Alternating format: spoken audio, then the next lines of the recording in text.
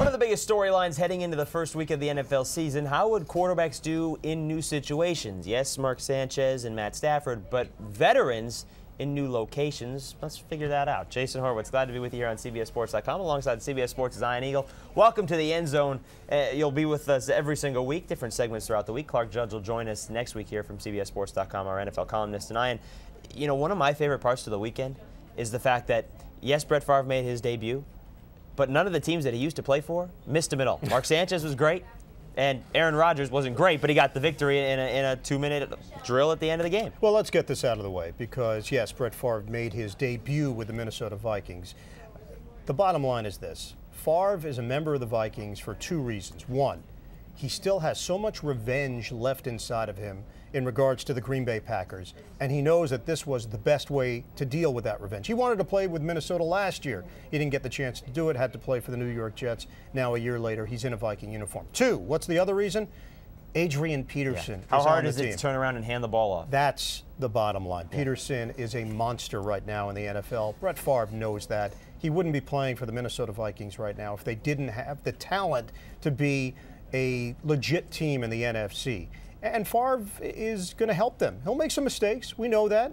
Like Tavares Jackson made mistakes. Like Sage Rosenfels probably would have made mistakes this year if he played. But they have a superstar back there. Brett Favre's no dummy. He understands what this team can be, and he just wants to be a part of it. And you may see a lot of those stat lines like you saw in Week 1.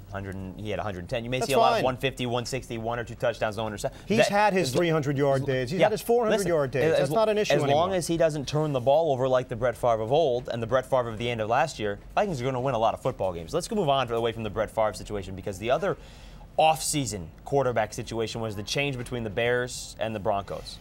Jay Cutler for Chicago looked awful.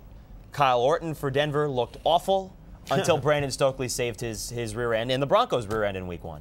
Yeah, you know, the thing with Kyle Orton, it's never going to look pretty. That's just not who he is. He does win games. He's been a winner in this league, and I do think that he'll be better for Denver than people anticipated. Their defense is better than people anticipated, and that's why the Denver Broncos, at the very least... Is their defense better, or is the Bengals' offensive line not good? No. Their defense is better. Okay. The Bengals' offense was not very good, no. But if you really look at Denver's defense, they'll be competitive. They'll stay in some games because of that defensive unit. Now, Orton, it's really about avoiding the big mistake for him.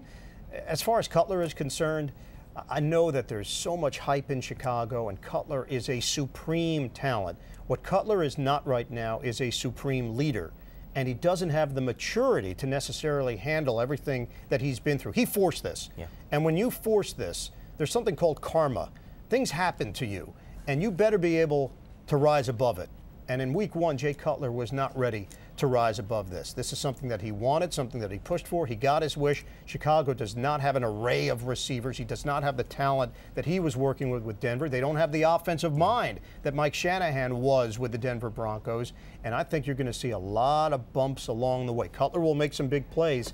He'll make a bunch of boneheaded mistakes as well. Obviously, the big factor there is that they were on the verge of winning, and you know, not all 4 of his interceptions were his fault. A couple of receivers cut off routes. And Denver was on the verge of losing. Yeah, so I mean that's the other part of it there, and all of this would have been a different conversation, but it's not.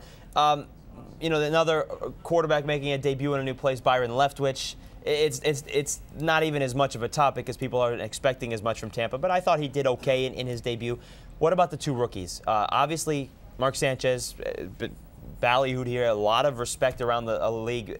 Matt Stafford, not as much, but he thinks he did okay, even though the 3 interceptions came his way. Yeah, we'll start really with Sanchez because there's a confidence there.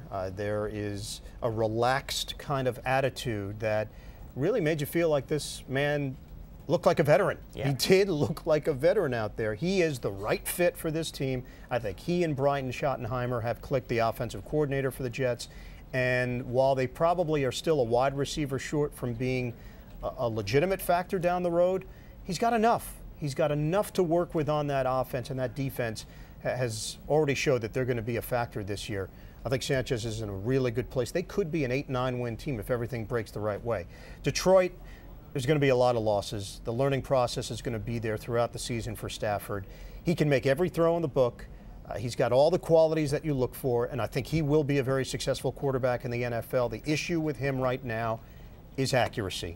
And I don't know if that's going to get better during his rookie season. He's going to have to make some of those mistakes, learn from them, and I think in year 2, you will see the payoff. Similar to Troy Aikman, who was one of the most accurate passers in NFL history. I'm not making the comparison in that light, but I think similar to the rookie season that Aikman went through and the learning curve, it shifted very quickly in year 2. I expect that from Stafford. So you see more of that path rather than the Joey Harrington play your rookie season, get beat up, and have no confidence path. Oh, no. He's always going to have confidence, this kid. I think that's the difference. That's what Lions fans need to hear. No, I believe it. I think inherently Joey Harrington did not necessarily have the confidence that he belonged in the NFL. I don't think you can question that at all with Stafford. He knows he belongs. It's just a matter of time getting the right personnel around him, getting him the right coaching, and I think the coaches there are solid. I do believe he will learn this year and will benefit from that. Harrington did not. Sanchez has a better team. Stafford has the better one weapon in Calvin Johnson, but we'll see how that all plays out through the course of the season. All right, folks, for more on the End Zone, be sure to check out all the segments. Who is the most impressive team here in Week 1? Who has the issues that they have to work out and may not be able to work Panic? out. Are you going to say panic? The attack's not coming just yet. Check all those segments out here on CBSSports.com. For Ian Eagle, I'm Jason Horowitz. Take care, folks.